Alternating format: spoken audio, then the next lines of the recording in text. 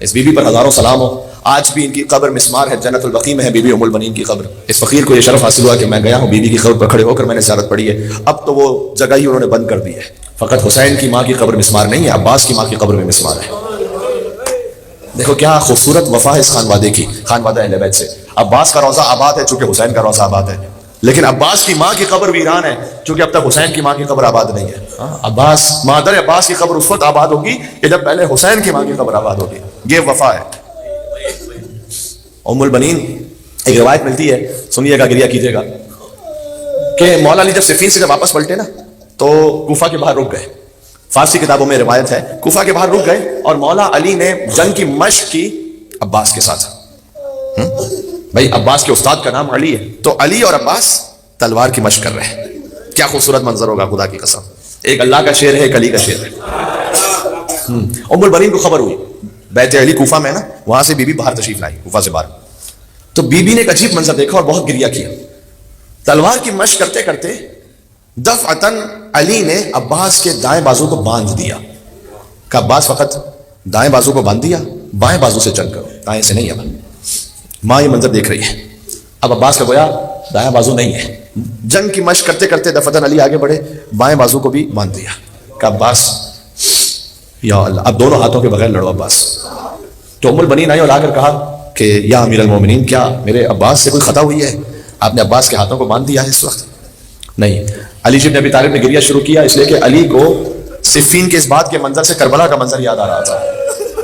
کہا نہیں ام البنین، خطا کوئی نہیں ہوئی عباس سے، لیکن عباس نے ایسے ہی جنگ کرنی ہے کربلا میں، عباس نے ایسے ہی حسین کا ساتھ دینا ہے. اس لیے جب عباس کا دایاں بازو قلم ہوا، بایاں بازو قلم ہوا، عباس نے مشق کو دانتوں میں سنبھالا. باب الحوائج کی ماں کی مجلس ہے، حاجتوں کو مانگ لینا، مولا کے در سے انشاءاللہ حاجتیں پوری ہوں گی. تو عباس نے گویا عباس کے ہونٹ ہلے، پروردگار میری کوئی اور تمنا نہیں، بس میری ایک تمنا یہ ہے کہ یہ پانی کسی طرح حسین کے بچوں تک پہنچ جائے. تیر لگا مشق پر، تیر چھلنی، مشق چھلنی ہوئی، پانی بہ گیا.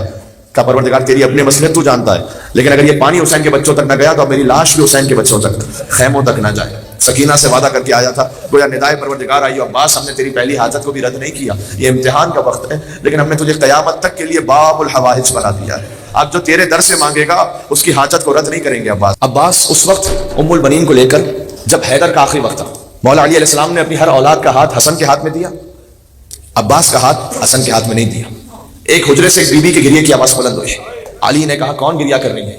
کہا ام البنین گریہ فرما رہی ہے. کہا ام البنین کو بلانا. کہا ام البنین ابھی میں زندہ ہوں، آپ کی گریہ کا سبب کیا ہے؟ کہا اے مولا، اللہ جانے میرے عباس سے کیا خطا ہوئی، آپ نے اپنی ہر اولاد کا ہاتھ حسن مصطفیٰ مولا کے ہاتھ میں دیا ہے، میرے عباس کا ہاتھ کیا اس قابل نہیں تھا کہ حسن کے ہاتھ میں دیا جائے؟ کہا نہیں، عباس کا امام کوئی اور ہے. عباس کو بلایا، حسین کو بلایا، عباس کا ہاتھ حسین کے ہاتھ میں دیا. کہ آج سے تیرا مولا حسین ہے، آج سے تیرا آقا حسین ہے. اور پھر عباس کو وصیت کی لا تشرب الماء قبل ان یشرب اطفال الحسین. اے عباس، جب تک حسین کے بچے نہ پانی پی لے نا عباس پانی نہ پینا جب تک حسین کے بچے پانی نہ پی لے.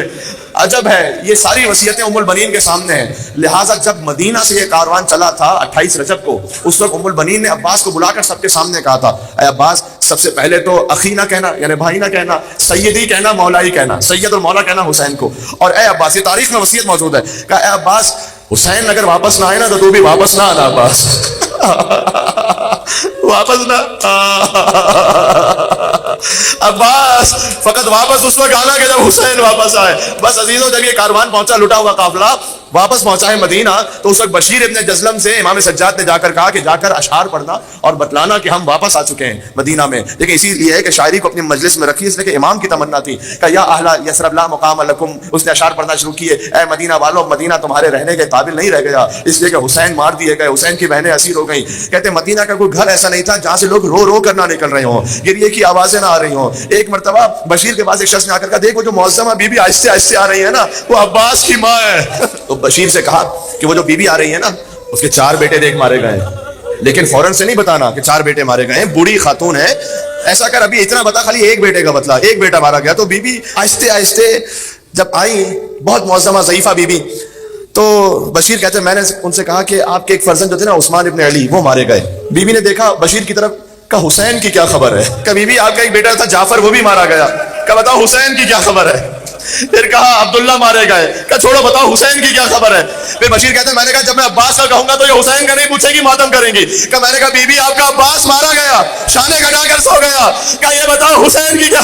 بی بی کا جملہ ہے کلہم ومن تحت الخضرا فداء لابی عبداللہ، میرے سارے بیٹے بلکہ جو کچھ آسمان کے نیچے ہے سب حسین پر قربان ہو جائے، بتاؤ حسین کی کیا خبر ہے؟ بشیر کہتے ہیں میں نے کہا بی بی حسین دو نہروں کے درمیان پیاسا ذبح ہو گیا۔ کہتے ہیں بی بی سے برداشت نہ ہوا، گر گئی زمین پر، کہا آیا تھا شرمندہ ہوں میں، عباس کہا تھا؟ کہ بی بی عباس پہلے ہی شانے کٹا کر قرآن پر سو گیا تھا۔ بس بی بی گئی، آخری جملہ کہتا ہوں، جنت البقیع گئی، 5 نشان بنائے، 4 اپنے بیٹوں کی قبروں کے نشان، ایک حسین کی قبر کا نشان، 5 نشان بنائے، اس کے بعد 4 نشان مٹا دیے۔ کہ نہیں بیٹا عباس تیری ماں زندہ ہے، میں تجھ پر نہیں رہوں گی، میں اس حسین پر رہوں گی جس کی ماں زندہ نہیں ہے۔